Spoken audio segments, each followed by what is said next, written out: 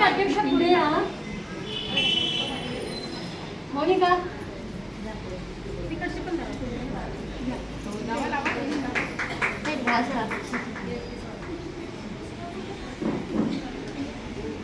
शीतल झालं.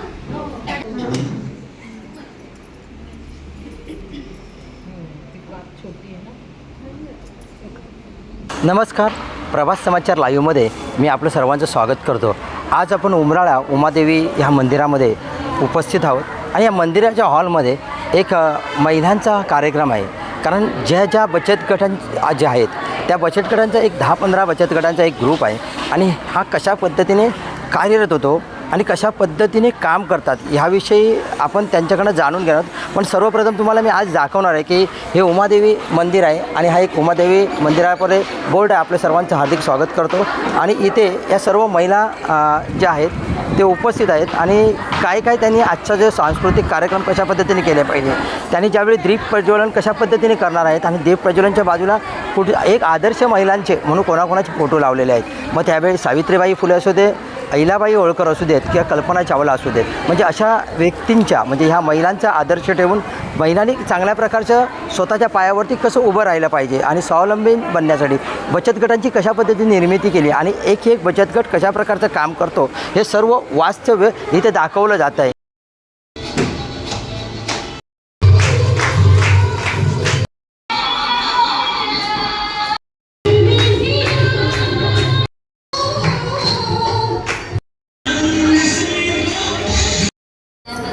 बोलणार आहे जिने केवळ स्वतःचे नशीबी नाही बदलले तर संपूर्ण जगाला भारतीय नारीची शक्ती दाखवून दिली. ती म्हणजे मॅग्निफिसेंट मेरी कॉम, जिने घडवला रयतेचा राजा, रचली हिंदवी स्वराज्याची गाथा, दैवत असे ती राजमाता. मैत्रिणीनो, जिजाऊ शिवाला फक्त जन्म दिला नाही तर हिंदवी स्वराज्याची संकल्पना प्रत्यक्षात साकारण्यासाठी ज्ञान, चातुर्य, पराक्रम, चारित्र्य अशा अनेक संस्काराचे बाळ घडून त्यांनी शिवबांना दिले. नमस्कार मैत्रिणींनो, तर आज मी इथे उपस्थित आहे ते तुम्हाला एका अशा वीर रणरागिणीचा जीवनपट सांगणार आहे. ज्या राणीने अवघ्या 29 वर्षाच्या कालखंडात धनुर्विद्या, तलवारबाजी, घोडेस्वारी अशा अनेक विद्या अवगत केल्या. पण या काळात त्यांनी इंग्रजांकडून होणाऱ्या अन्यायाविरोधातही बंड पुकारले आणि आवाज उठवला. स्वतःच्या बाळाला पाठीशी बांधून युद्ध करण्यासाठी रणांगणात उतरल्या. त्या राणी म्हणजे झाशीची राणी लक्ष्मीबाई. नमस्कार, जय महाराष्ट्र. आपल्याला याच्या अगोदरच मी सांगितलं की आपण आज कुठे उपस्थित आहोत आणि आज महिलांचा काय कार्यक्रम आहे. आणि मला एक सांगताना तुम्हाला आनंद वाटेल की ज्या माझ्या मनात इच्छा होत्या की ह्या खरोखरच महिलांनी प्रत्येक दिवशी ज्या महिलांचा आदर्श ठेवलं पाहिजे, म्हणजे जिजाबाईपासून तर कल्पना चावलापर्यंत आज मी त्या दीप प्रज्वलन करताना फोटो पाहिलेत. त्यामुळे मला आनंद वाटतो की प्रत्येक महिलेने कोणाचा तरी आदर्श घेऊन पुढे गेलेलं पाहिजे. आज तुमचे छोटासा कार्यक्रम, सांस्कृतिक कार्यक्रम पाहिला आणि या सांस्कृतिक कार्यक्रम मला असा आनंद वाटला की खरोखर या बऱ्याचशा महिलांनी आता काही छोटे मोठे तुम्ही नृत्य केलेले आहेत, कदाचित कॉलेज जीवनामध्ये पण केलं नसेल, पण आज तुम्हाला ती संधी मिळाली आणि ही संधी मिळाल्यानंतर त्याचा पुरेपूर फायदा घेतला पाहिजे. आणि ह्या वयामध्ये आपल्याला काळाची गरज आहे, कारण एक्झरसाईज आपण प्रत्येक वेळी करत नाहीत किंवा वेळ मिळत नाही, पण हा आनंद आपलं आयुष्य वाढवणार आहे. काय सांगाल ताई की तुम्ही 10 बचत घेऊन आणि एवढ्या मोठ्या महिलांना सर्व एक मोठा ग्रुप घेऊन एक महिला बचत गट प्रत्येक वेळी तुम्ही चालवत आहेत आणि हे चालवत असताना अनेक महिलांच्या बऱ्याचशा समस्या असतात. काही लोकांना वेळ पण मिळत नाही मीटिंगला वगैरे यायला, पण या सगळ्या गोष्टी ॲडजस्टमेंट करून ह्या एवढा मोठा 100-150 लोकांचा ग्रुप तुम्ही पुढे घेऊन जात आहे. काय वाटतं आहे तुम्हाला पुढे? मी थोडं मोजकंच बोलते. बोला ना. हो, पण मोजकंच बोलते, पण इतकं आता जे शब्द बोलीन ते ह्यांचं यूट्यूब चॅनल पण फेमस होऊन जाईल. सिरियसली, पहिलं मी माझं नाव सांगते. माझं नाव आहे सौ मनीषा मिलिंद मयेकर. मी स्वरा महिला बचत गटाची अध्यक्ष आहे. आता स्वरा बोललं की स्वरा म्हणजे माझ्या मुलीचं नाव आहेच, पण त्या अगोदर माझी डोक्यात जी थीम होती की प्रत्येक गटाचं नाव स्ववर्ण आहे. स्व म्हणजे आपण स्वतः महिला, स्व म्हणजे आपण स्वामी समर्थांचा आशीर्वाद, स्व म्हणजे आपण सक्षम आहोत, स्व म्हणजे आपण स्वतंत्र आहोत प्रत्येक गोष्ट करण्यासाठी आणि स्वमध्ये स्वस्तिक आपला शुभ लाभतेचा प्रतीक. दुसरं वैशिष्ट्य हे आहे की माझ्या ग्रुपमध्ये कलर आहेत. रेनबो कलरमध्ये 7 कलर आहेत. माझ्याकडे 3 कलर एक्स्ट्रा आहेत. हे जे कलर मी एक गटाला कलर दिले आहेत, लाल, हिरवा, पिवळा किंवा जांभळा म्हणा, हे 10 कलर मी असे एकत्र आणलेले आहेत. त्याने मी जपवणूक करून ठेवलेले आहे. तिसरं आणि महत्त्वाचं वैशिष्ट्य आहे की माझ्या प्रत्येक गटामध्ये एक तरी टीचर आहे. प्लीज त्या टीचरसाठी क्लॅप्स मारा. एक 2 टीचर आहेत. एक गटामध्ये नर्स आहेत. एक गटामध्ये आपले हे उद्योग, लघु उद्योग करतात. वडापाव म्हणा, भाजीपाला म्हणा किंवा फुलांचा धंदा म्हणा, शिवणकाम म्हणा, घराघरी करतात, इमिटेशन म्हणा. प्रत्येक महिला घरामध्ये उद्योग करते आणि ते सगळं सांभाळून, नवऱ्यांना सांभाळून, पोरांना सांभाळून हे सगळे बचत गटाच्या मीटिंगला पण येतात आणि मला त्या सर्व महिला झाशीच्या राणी वाटतात आणि त्या प्रत्येक महिलांना जागतिक महिला दिनाच्या शुभेच्छा. काय सांगाल की एक बचत गट ज्यावेळी आपण सुरू केलात त्यावेळी काय तुमच्यासमोर अडचणी होतात आणि या सर्व भगिनींना एवढा मोठा जनसमुदाय समोर आणण्यासाठी तुम्ही काय प्रयत्न केलात? प्रत्येकाच्या घरी जाऊन सांगलं, कदाचित त्यांच्या मिस्टरांना समजून घ्यावं लागत असेल, कदाचित त्यांच्या सासऱ्यांना समजून घ्यावं लागेल, सासूबाई त्यांना वेळ द्यायला पाहिजेत. काय सांगाल हे कसं शक्य झालं? सर्वप्रथम म्हणजे मी तुम्हाला सांगते, मी एक ग्राफिक डिझायनर आहे. माझा या बचत गटाशी जराही संबंध नव्हता. मी आणि माझं घर आणि माझं काम बस. त्यानंतर मी Mangalagaur choreographer, folk dance choreographer आहे. एक हॉबी म्हणून मी करते, नॉट अ जॉब म्हणून. पण बचत गटाची आयडिया या माझ्या आईनेच दिली आहे.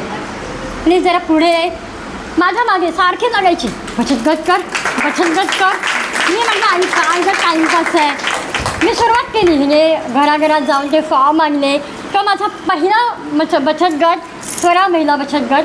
पण हिचं सिनियर सिटीजन म्हणून नाव घेतलं नाही, हिला आम्ही काढून टाकलं. दुसरी महिला घेतली. पण तिचा एक मुख्य सल्लागार म्हणून तिला आम्ही आमच्या गटामध्ये ठेवलेला आहे आणि नेहमी असणार. आणि मग त्यानंतर मग दुसरा गट, आम्ही प्रत्येक घराघरात जायचो की यार पॅन कार्ड, आधार कार्ड द्या. पॅन कार्ड, आधार कार्ड म्हणजे देताना पहिलं टेन्शन, देऊ की नको देऊ, आमचा गैरवापर होईल, कोण काय आमच्याकडून पैसे काढतील, काही असं भीती. मग त्यांच्या नवऱ्यांचे फोन यायचे रात्री मला, अहो असं असं आहे की एक बचत करायची सवय होणार आहे तुमच्या बायकोला, की अशी लपवते ती बँकेत ठेवेल, त्याच्यावर व्याज येईल, जे काय व्याज असेल ते. तिला जर काय उद्योग करायचा असेल तर गव्हर्नमेंटकडून सुविधा मिळतात, सबसिडी मिळतात. ही जेव्हा त्यांना माहिती दिली त्यांनी स्वतःहून पैसे भरले. नक्कीच अशा खूप अडचणी आल्या. नाही ताई, तुम्ही बोललात की मी बऱ्याच जागेवर पाहिलं आहे की परिवारातली एक महिला असते, ती छोटी मोठी काहीतरी जो महिन्याचा खर्च सांभाळून छोटी मोठी पुंजी साईडला करत असते. ती बचत वेगळ्या पद्धतीने करत असते. तिला माहीत आहे की कधीतरी माझ्या परिवाराला जर अडचण आली तर ही लक्ष्मी आहे, ती कधीतरी उपयोगी पडेल. आणि म्हणूनच बचत. पण आता बचत गट हे प्रामाणिकपणाने लोकांच्या समोर एक माध्यम ठेवलेलं आहे शासनाने की त्या माध्यमातून जास्तीत जास्त पुढे जावं लागेल. काय सांगाल? बघा, आता आम्ही जे प्रत्येक गट जे पैसे गोळा करतो, प्रत्येक कुठल्याही महिलेला पैशाची अडचण येते, तुम्हाला 5,000 पाहिजे, 10,000 पाहिजे. आमच्या महिला बचत गटात 2% ते व्याज, अंतर्गत व्याज लागू आहे. तुम्ही बँकेत जाल तर 14%, 15%, पण आमच्या महिला गटामध्ये 2%च आहे आणि ते त्या महिलांना परवडतं आणि ते आम्ही त्यांना सुविधा देतो. तसेच आमच्या स्वरा गटामधील एक महिला आहे ती आज आली नाही, तिचा ॲक्सिडेंट झालं होतं. तुम्ही विचार करा, प्रत्येक गटाने जसं जमेल त्याचे 100-500 असे पैसे दिले आहेत आणि त्या महिलेला आम्ही मिनाज नावे, मिनाज नदाफ, तुम्ही ओळखत असाल, तिला आम्ही पैशाची मदत केलेली आहे. सर्व बचत गटाच्या अध्यक्ष, सदस्य सर्वांनी मिळून. आई काय सांगाल? तुम्ही एवढे उन्हाळे आणि पावसाळे पाहिलेले आहेत आणि बऱ्याचशा समस्या पाहिल्या आहेत. कारण तुमच्या ज्या तारुण्यामध्ये जी महिलांची कुचंबना होत होती समजा, किंवा त्यांच्यासमोर ज्या समस्या होत्या, हे सर्व साईड लावून आज आपण नवीन एक युग जगतो आहोत. आणि ह्या युगामध्ये या सर्व महिलांना बचत गट आणि बचत करणं म्हणजे ही काळाची गरज आहे. आता कसं झालं आहे, आपण जे बाहेर फिरतो आहे त्यामध्ये मुलांच्या पॅकेटमध्ये पैसा राहत नाही, कारण एवढा हव्यास झालं आहे. कारण आता भाकरी आणि भाजी ही सकाळची न्याहारी राहिलेली नाही, कारण फास्ट फूड आलेलं आहे. काय सांगाल? पण ते फास्ट फूड खाणं बरोबरच नाही आहे, कारण त्या फास्ट फूडमुळेच आपल्या पोटाची आणि आपल्या शरीराची खूप हानी होते. त्यामुळे ते न खाता आपली भाजी पोळी किंवा तुम्ही सकाळी पेज म्हणजे आता त्या आमच्या गावात पेजेचा वर होतो. पेजेचं पाणी म्हणजे आमचे उकडे तांदूळ गावचे असतात ना, त्या गावच्या तांदळाची पेज आणि वालीची भाजी असायची. आता ती आम्ही कोण करतही नाही आणि मिळतही नाही, हे मुख्य आहे. हां, त्यामुळे आता मुलं ते खायला बघत नाही. आता त्यांना ते पासपोर्ट आवडतं. नक्कीच. आणि आई, मला कालचीच गोष्ट सांगतो, मग हीच वेळ असेल काल. मी विवाह कॉलेजला एक व्यक्तींना तब्येत बरी नव्हती आणि बाजूला बघायला गेलो होतो. पण मला एवढं वाईट वाटलं, अक्षरशः मला पुष्कळ वाईट वाटलं. मला असं रडावं का वाटलं, कारण त्याचं कारण असं होतं की मला वाटतं 17, 15, 16 वर्षाच्या मुली हा बिंदास सिगारेट घेऊन हातात फुकत होत्या. माता बनणारी एखादी माझी भगिनी आहे पुढे, काय संस्कार त्या मुलांवरती करू शकते, किंवा त्या गोष्टीची म्हणजे ते मादक पदार्थ घेतल्यामुळे त्या शरीराची एखाद्या लेडीची का हानी होऊ शकते हे तुम्हाला माहिती आहे. काय सांगाल अशा, आणि तुमचा हा शब्द जर चांगल्या प्रकारचं मार्गदर्शन केलं तर अखंड वर्ल्डभर मी फिरवणार आहे. माझ्या ह्या छोट्या छोट्या भगिनींना काय एक मार्गदर्शन कराल की ह्या गोष्टींपासून तुम्ही प्रवृत्त राहा, अशा गोष्टी करू नकात, आणि शरीराची हानी करतात, उद्या ह्या देशाची पण तुम्ही हानी करणार आहेत. काय बरोबर आहे, आणि होणारच आहे. पण हे दामून दुपटून किंवा मारझोड करून कधीही होणार नाही. ते प्रेमाने मायेने त्यांना जवळ घेऊन त्यांना समजावून त्यांना आपल्या ह्याच्यामध्ये ठेवायचं. कारण का आजकाल मुलं दामून दुपटून किंवा मारझोड करून किंवा त्याला अरेरावी करून काही होणार नाही. ते कसं असतं, प्रेमाने जेवढं आपण घेऊ मुलांना किंवा कोणालाही मुलीला म्हणजे पालकांनी समजून घ्यायला पाहिजे. आपल्या मुलांवरती लक्ष ठेवण्याचं. आता कुठे म्हणजे पाळत ठेवायची नाही किंवा त्यांचं काही असेल ते चेक करायचं नाही. प्रामाणिकपणे त्या मुलाने आपल्या आईवडिलांना सांगायला पाहिजे की हे बरोबर नाही, आई हे मी आज चुकले. हे मुलाने पण आईवडिलांकडे मान्य केलं पाहिजे. कारण मला वाटतं ह्या चूक ज्या मुली करतात त्या पहिले आईला सांगत असतात, नकळत सांगत असतात, पण ते आईच्या लक्षात आई काय सांगते की तुला हे तुझं वय नाही आहे आणि तुला हे माहिती नाही. ॲक्च्युली तिला सर्व माहीत असतं. पण आईने पण समजून घ्यायला पाहिजे, आईने पण समजून सांगायला पाहिजे की बाळा हे असं नाही आहे, हे असं करणं म्हणजे चुकीची गोष्ट आहे. तू ह्या मार्गात जाऊन पण तुझ्या कोण मैत्रिणी असेल त्यांना पण तू समजून सांग की हे पुढे जाऊन त्याचा काय उपयोग होणार नाही. बरोबर. अशा वेळी ती आई नसावी तर तिची ती मैत्रीण असावी आणि तिने त्या पद्धतीने समजून सांगायला पाहिजे. नक्कीच. ताई, काय सांगाल काही, तुमच्या बचत गटाचं नाव काय? स्वराकुंद महिला बचत गट. मी अध्यक्ष बोलतीये, नितिशा रावकर म्हणून. ॲक्च्युली आता आम्हाला 4 वर्ष झाली हा आमचा बचत गट आहे. पण आमच्या बचत गटातल्या सर्व महिला आहेत त्या व्यवस्थित आहेत. काही आमचा कधी म्हणजे अंतर्गत व्यवहारही आम्ही नेहमी करत असतो, पण अजूनही कधीही कुठलाही प्रॉब्लेम झालेला नाही आहे. सर्वजणी व्यवस्थित जे काही हप्ते आहेत ते व्यवस्थित पेड करतात. पण जी आम्ही मंथली जी एक ठराविक अमाऊंट आहे ती मंथली आम्ही पेड करतो तीही अगदी वेळेवर व्यवस्थित होते. ॲक्च्युली आमचा नालासोपारा आणि विरार असा मिळून महिला बचत गट आहे.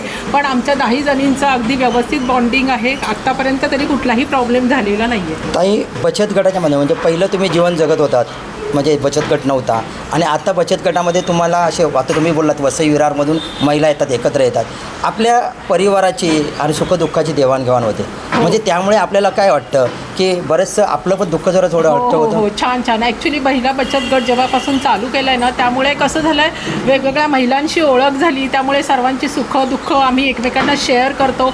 आणि जेव्हा काही मिटिंग असेल तर मिटिंग तर असतेच आमची, पण आम्ही खूप एन्जॉय करतो. आणि आमच्या ज्या अध्यक्ष आहेत मनीषाताई, त्या पण खूप चांगल्या आहेत. त्या आम्हाला खूप कोऑपरेट करतात. काही त्यांचा प्रॉब्लेम नाही आहे. आमचा खूप सुंदर व्यवस्थित बचत गट चालू आहे. नक्की. ताई, आपल्या बचत गटाचं नाव सांगा. माझ्या बचत गटाचं नाव आहे स्वरा साई बचत गट, आणि मी आता 4 वर्षापासून अध्यक्ष म्हणून काम करते त्या गटाचं. आणि माझ्या गटातल्या म्हणजे माझ्या बिल्डिंगमधल्याच सगळ्या माझ्या मैत्रिणी आहेत, त्याच आम्ही एकत्र मिळून गट चालवतो सगळ्या मिळून. त्याच्यातली एक जी आहे तर ती बाहेर देशात पण आहे, तर तिथून पण आम्ही म्हणजे तिच्याबरोबर संपर्क साधून म्हणजे तिने चालू ठेवलं अजूनपर्यंत की जे 200 रुपये आहेत ना ती तिकडून पाठवते ती आम्हाला. म्हणजे तिला की आमच्यात राहायचंच आहे, तरी पण की जरी ती बाहेर आहे ना तरी पण तिला आमच्यामध्ये यायचं आहे की तिथून ती आम्हाला सपोर्ट करत असते प्रत्येक गोष्टीला. आणि अंतर्गत व्यवहार चालू आहेत. कोणाला गरज पडली तर आम्ही 2% आमच्याच ग्रुपमध्ये जो बाहेर देत नाही. आणि तुम्हाला असं वाटतं का बचत गटाच्या माध्यमातून छोटे मोठे व्यवसाय सुरू झाले पाहिजेत? हो, वाटतं मला पण तसं. पण ॲक्च्युली काय होतं, सगळ्या माझ्या ज्या मैत्रिणी आहेत त्या सगळ्याच जॉबला असल्यामुळे आम्ही मीटिंगला पण आम्ही रात्रीच्या 11 वाजता भेटतो. कारण ज्या सगळ्या कामावरून आल्या त्या जेवल्यानंतर आम्ही वेळ मिळतो रात्री 11. हो, आम्ही बिल्डिंगमधले असल्यामुळे जेवलो की आम्ही बिल्डिंगच्या खाली सोसायटी ऑफिसमध्ये बसून आम्ही मीटिंग करतो. नक्की. ताई बोला तुमचं नाव. माझं नाव अश्विनी अमोल कदम. माझ्या गटाचं नाव आहे स्वर्णिमा महिला बचत गट. माझ्या गटात पण सगळेजण व्यवस्थित दर महिन्याला पैसे वगैरे देतात आणि व्यवस्थित चाललं तुमच्या आमचं बचत गटामध्ये डॉक्टर, वकील, माझ्या शिक्षिका? गटामध्ये शिक्षिका आहे, कोण शिवणकाम करणारं आहे आणि एक आहेत त्या हे चालवतात, हॉटेल चालवतात. असे कोण नाही कोण काही ना बरं. काहीतरी उद्योग चालू आहेत प्रत्येकाचे. नक्कीच. म्हणजे आपल्याला ज्या काही गोष्टी शोधायला लागतात, शिवणकामला कोण चांगलं शिवणकाम करतो, कोण चांगल्या शिक्षिका आहेत क्लासेससाठी मुलांना, म्हणजे ह्या गोष्टी अवगत होतात लगेच. नक्की थोडक्यात घेतोय आपण. ताई बोला. नमस्कार. माझं नाव शीतल शिंदे, स्वयंभू बचत गटाचे अध्यक्ष. आमचं पण बचत गट खूप चांगलं झालं आहे, व्यवस्थित.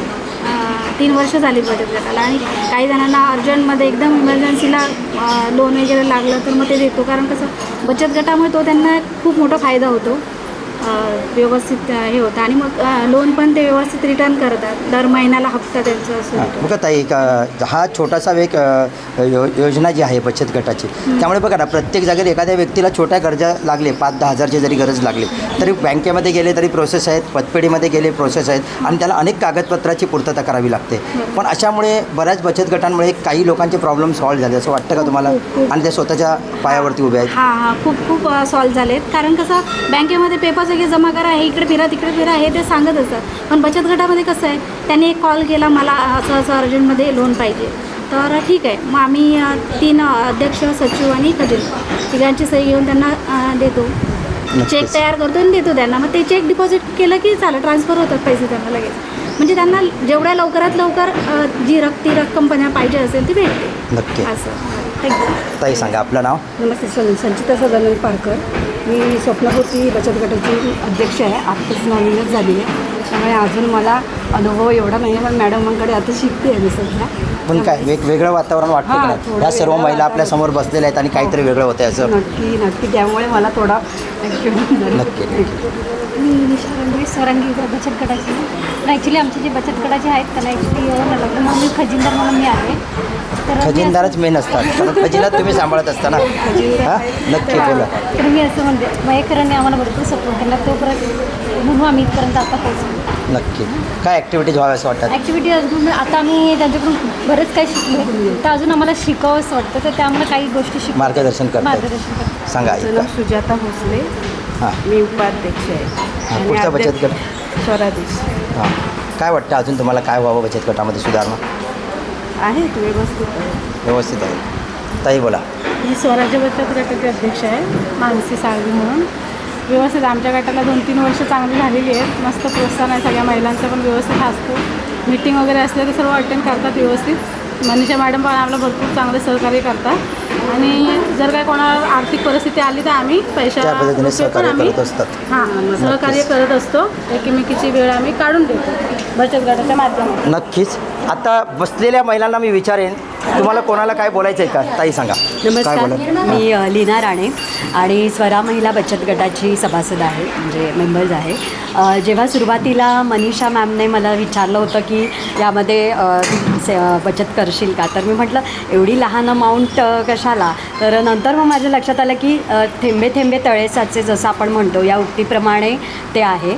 आणि बचत गट म्हटल्यानंतर फक्त बचत करणे हा एक मुद्दा तिथे कारणीभूत नव्हता, तर सगळ्या महिलांनी एकत्र येऊन त्यांच्यातील कलागुणांना आणि क्षमतेला वाव मिळावा, तसंच त्यांच्यामधील क्षमता वृद्धिंगत करून त्यांनी व्यवसाय किंवा नोकरीधंदा करावा, जेणेकरून त्यांचा अधिक विकास होईल असं मला वाटतं. आणि ह्या बचत गटामार्फत बरेच असे पैलू महिलांचे आपल्यासमोर येतात, जसं घरातली स्त्री ही खंबीर असते आणि तिच्यामुळे घर हे सावरलं जातं किंवा उभारलं जातं.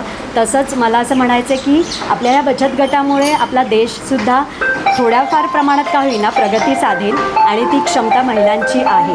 त्यामुळे धन्यवाद मनीषा मॅडम यांना पुन्हा एकदा मला यात त्यांनी समाविष्ट करून दिलं. बचत गटाच्या माध्यमातून अजून काय व्यवसाय नवीन करता येतील आणि महिला आपल्या पायावरती उभे राहू शकतात असं तुम्हाला वाटतं? महिलांमध्ये फक्त घर आणि मूल आणि चूल एवढंच मर्यादित नाही आहे, म्हणजे ते केलं तर ती देखील ते उत्तम प्रकारे करू शकते. गृहिणी ज्या आहेत त्यांना मी अजिबात कमी लेखत नाही आहे, कारण की त्या पाया असतात घराचा. पण त्यांच्यामध्ये जर त्यांनी अधिक विकास केला, त्यांच्यातले जे कलागुण आहेत ते एक त्यांचं कौशल्य त्यांनी आत्मसात करून त्याला जास्त स्किलफुल केलं आणि जर ते आपल्या व्यवसायात, त्यांच्या आवडीच्या व्यवसायात त्यांनी अभ्यास करून जर ते आणखीन विकसित केलं तर त्या नक्कीच त्यामध्ये पुढे जाऊ शकतील आणि महिला बचत गट वेळोवेळी ह्याला मदत करते.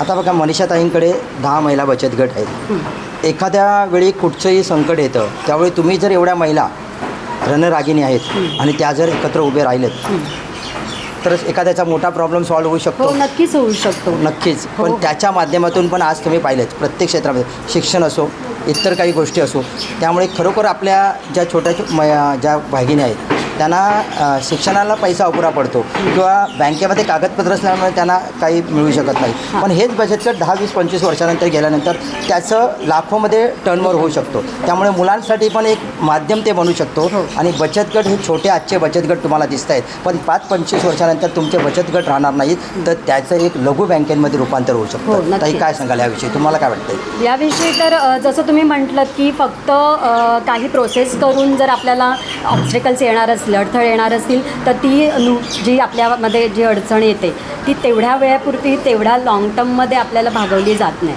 तर आपण बचत गटाच्या माध्यमातून एक सटल अमाऊंट किंवा एक मोठी अमाऊंट जर घेता आली तर ती नक्कीच त्या मदत करतात आणि त्यानुसार जे पण व्याज रेट जे आहेत ते देऊन पण ती तात्काळ मिळते. त्याच्यामुळे हे फायदेशीर आहे. म्हणजे ज्या वेळेला गरज असते त्यावेळेला मिळणं हे महत्त्वाचं आहे. तर हे प्लॅटफॉर्म जे आहे ते नक्कीच उपयोगी पडतं. नक्कीच. ताई, तुम्ही बोलताय ना? धन्यवाद. ताई बोला, तुम्ही डायरेक्ट बोला, त्याला हात लागेल तर. हां, मी निर्मला माने, स्वराकुंदा बचत गटाची खजिनदार. तर मी सर्व महिलांना सांगू इच्छिते की आज तर आपण आता एक बचत गटाच्या माध्यमातून आपण आर्थिकदृष्ट्या आपल्याला स्वतःला सक्षम करण्यासाठी पाऊल टाकलेलंच आहे. पण याच्या व्यतिरिक्तही दुसरं काही आपण करू शकतो का, की समाजसेवेसारखं काम करण्यासाठी सुद्धा आपण पुढं आलं पाहिजे. कारण आजकाल आपण बघतोय की बऱ्याचसं आपण बोलतो की आपण प्रगत झालेला आहे, आपला देश प्रगत झालेला आहे, तरीसुद्धा अंधश्रद्धा आहे किंवा हुंडाबळीसारख्या महिलांच्या संबंधित असे बरेच प्रश्न अजूनसुद्धा आपल्यासमोर येत आहेत. मग याच्यातून बाहेर मार्ग काढण्यासाठी आपण काही काम करू शकतो का, की कुठल्या प्रकारचे पथनाट्य किंवा छोटेसे काही कार्यक्रम घेऊन महिलांच्या ह्या समस्यावर आपण बोलून काही मार्ग काढू शकतो का, याचाही आपण विचार केला पाहिजे. आर्थिकदृष्ट्या तर सक्षमीकरणाकडे आपण चाललेलोच आहे, पण इतरही आता आपण बऱ्याच वसईतलीच एक केस आता आपण अंधश्रद्धेची बघत आहे. म्हणजे महिलांना ही सुद्धा समजावून सांगण्याची आत्ता आपण जेव्हा 22व्या शतकाकडे 21व्या शतकात आहोत, 22व्या शतकाकडे चाललेलो आहेत, तरीसुद्धा आपल्याला महिलांना ह्या गोष्टीतून बाहेर काढायचं आहे, की अंधश्रद्धेसारख्या गोष्टीतून बाहेर काढायचं आहे. मग याच्यासाठी बचत गटातून काही प्रयत्न झाले पाहिजेत असं मला वाटतं. नक्कीच. मला पण तुम्हाला हे सांगायचं आहे की ताईने जो मुद्दा उपस्थित केला आहे, त्या मला हा विषय आज तुमच्याकडे हळदी कुंकू वगैरे आहेत, मला मांडायचा नव्हता, पण ताई ह्याच्यावरती जनजागृती होणे फार गरजेचं आहे. आणि ह्यासाठी तुम्हाला जर कधी ह्या सर्व महिलांना सपोर्ट लागत असेल तर नक्की आपण एकदा वसईमध्ये या बौद्धू बाबांविरुद्ध रॅली काढू. कारण आपल्या सर्व महिलांना सक्षम बनवण्यासाठी काळाची गरज, आणि याच्यात जास्तीत जास्त मुली आपल्याकडे समाविष्ट झाली पाहिजेत, ज्या आहेत त्यांना ह्या गोष्टीची माहिती देणं फार गरजेचं आहे. आणि ह्या गोष्टी आपण आजपर्यंत मुलांना सांगत होतो की आपण ह्या गोष्टी मुलीला सांगू नये, त्यांचं तेवढं वय नाही, पण मला वाटतं काळाची गरज. आता इंटरनेट आल्यामुळे आई वडिलांना सांगायची गरज पडत नाही, पण ह्या गोष्टीला लैंगिक शिक्षण असो, कुठल्याही आईने आपल्या मुलीला त्याच्याबद्दल ज्ञान माहिती देणं फार गरजेचं आहे. तुम्ही दिलं तर ती ज्ञानी होणार आहे आणि ती त्या दृष्टिकोनातून तशी त्याचं बिहेवियर वागणं राहणार आहे. म्हणजे ते हां, आणि तिला सक्षम बनवणं, स्वतःचं संरक्षण करण्यासाठी सक्षम बनवणं ही तिच्या आईची जबाबदारी आहे. तुम्ही कुठच्या महिला बचत गटामध्ये आहेत ताई? स्वराकुंदा. मला असं म्हणायचं आहे की आज आपण मुलांवरती जे काही संस्कार करताय शाळेमध्ये, आणि तुम्ही प्रत्येक मुलाचं एक त्याच्या चेहऱ्यावरती पाहून की हा मुलगा काय घडू शकतो किंवा ह्या मुलाकडून आपल्याला काय अभ्यास विकसित करून घ्यायचा आहे ह्यावरती जास्त तुम्ही भर टाकतात. काय तुमच्याकडे काय अशी विद्या आहे? काही तर म्हणजे सगळी मुलं सारखी नसतात, कोणाच्यात कमी असते, कोणाच्यात जास्त असते. म्हणजे कॅपॅसिटी कोणाची जास्त आहे, कोणाची कमी आहे, हे ओळखून मग आम्ही त्यांना तसं घडवण्याचा प्रयत्न करतो. की आता कसं आहे, मुलं जास्त मोबाईलमध्ये अडकलेली असतात, तेव्हा आईवडिलांचं काही कुणी ऐकत नाही. परत असं आहे की खेळणं पण सध्या आता बंद झालं आहे, गेम खेळतात, हे खेळतात. तर ते पण आम्ही त्यांना सांगतो की मोबाईलमध्ये न खेळता तुम्ही खाली खेळा. की खेळणं पण आता कसं झालं आहे की पहिले पूर्वीचे जे खेळ होते ते आता कोणी खेळत नाही आहेत. बरोबर आहे.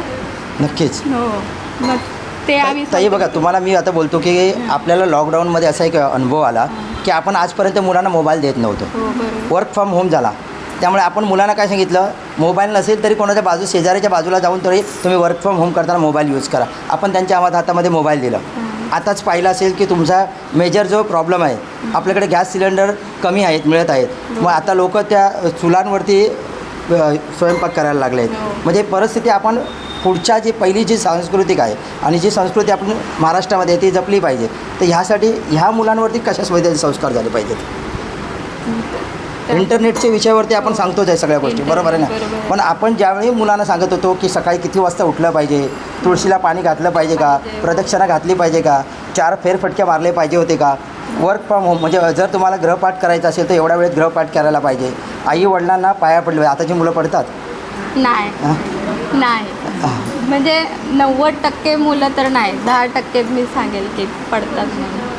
आता म्हणजे पहिली संस्कृती आता नाही होत चालली आहे. आणि आता जी नवीन जी पिढी आली ते मोबाईल ह्याच्यामध्ये अडकलेली आहे सध्या. मी ताई तुम्हाला बोलण्याचं एकच उद्दिष्ट होतं. मला असं वाटतं की आता अखंड देशामध्ये किंवा वर्ल्डमध्ये आणि आपल्या महाराष्ट्रामध्ये चाललेली जी आताची सिच्युएशन आहे, ह्यावरती अभ्यासाचं ज्ञान सोडून ह्याच्या व्यतिरिक्त आपल्या ज्ञानातून ह्या मुलांवरती भर चांगल्या प्रकारची पडले पाहिजे. ती दुसऱ्या मार्गाकडे वळले नाही पाहिजे. अशासाठी आपण आजपासून काहीतरी एक मार्ग निवडावा आणि बाकीच्या शिक्षकांना पण सांगावं असं मला वाटतं. मला एवढंच सांगायचं आहे की म्हणजे कसं पहिली संस्कृती आपण जपली पाहिजे. त्यातून पण आपल्याला काय घेता येईल, काय देता येईल हे पण सांगितलं पाहिजे. पहिले जे खेळ होते किंवा ज्याच्या कला असतील त्या जोपासल्या पाहिजेत. म्हणजे एवढंच सांगते. पुढील व्हिडिओ पाहण्यासाठी प्रभात समाचार यूट्यूब चॅनलला सबस्क्राईब करा.